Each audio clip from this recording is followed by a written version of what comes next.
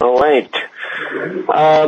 Dr. Preece, there's this thing out there, sedation dentistry, where basically, painless dentistry, whatever it may be called, but many of us have a confusion. Are we like unconscious, like with a appendix operation, or are we, what's happening there, and are you doing it?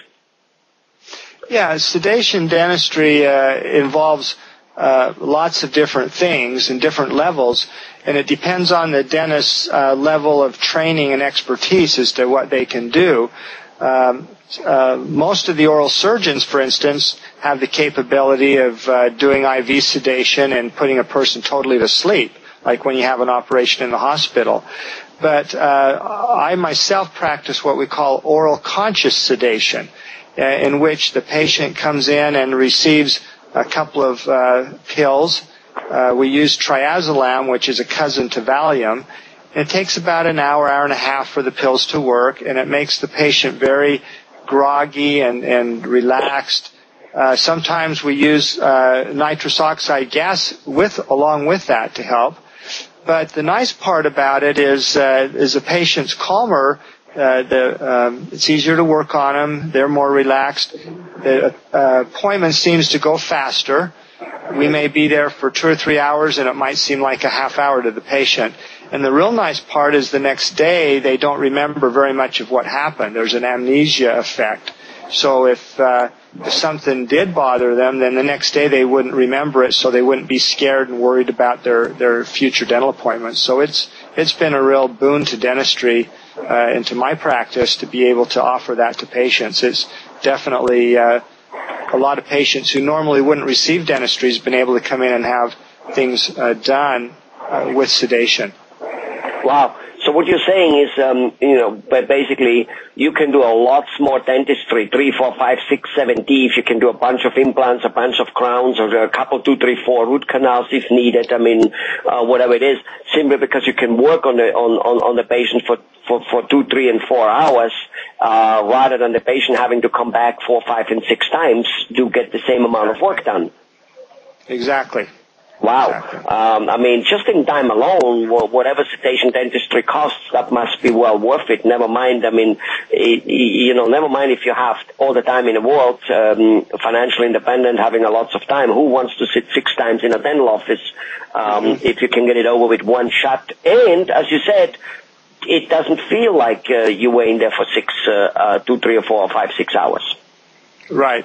Time goes lots faster that way.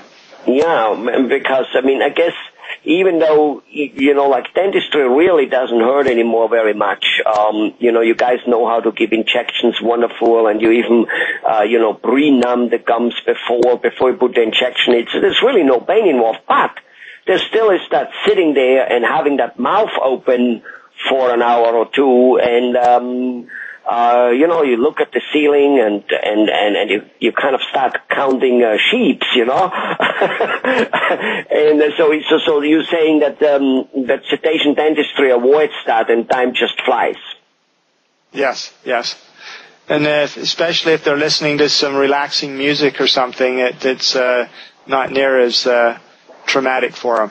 So that works out well. So are the patients during that time, if you ask them a question, could they respond to it? Are they awake? Yes, and that's the important thing. They still have all their natural reflexes, their swallowing reflexes and things like that. So it's much safer than having a person put out completely, because they're still conscious. And you don't want to have them so sedated that they lose those reflexes. So they can still answer questions.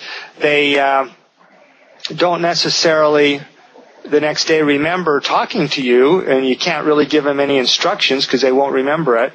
But they at the moment can tell you if they're hurting, if they need more anesthetic, or if they need to get up and go to the restroom, or if they need to just close their mouth because it's tired. So they can communicate with you.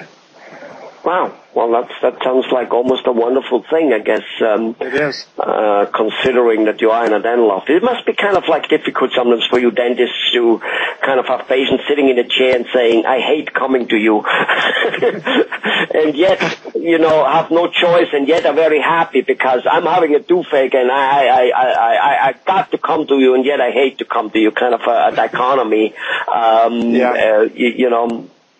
It's not like buying a new car. I love it. You know what I mean? It's like, oh my God, it's like I need it. Dentists have to have thick skins and good self-esteem to get through it.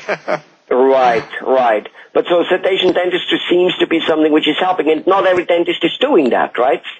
That's correct. You have to have some extra training after dental school and extra courses to offer it safely, because that's the number one thing. You want to make sure the patient always is safe, and you don't want to do anything that will harm them. So, so with that training, that helps to accomplish that. Well, wonderful. All right. Thanks a lot, Dr. Preece. I'm sure this is good information for the people out there to know that I personally would like the fact that, if you have a whole bunch of work to do and say, well, can we knock this out in an afternoon? I come at noon, I walk home at 4 o'clock, and, maybe have a taxi waiting for me or whatever it may be, and let's go home, and that's it. That's the end of it. I'm done. Sounds like a great thing to me. It is. It's a blessing. Good. Bye-bye.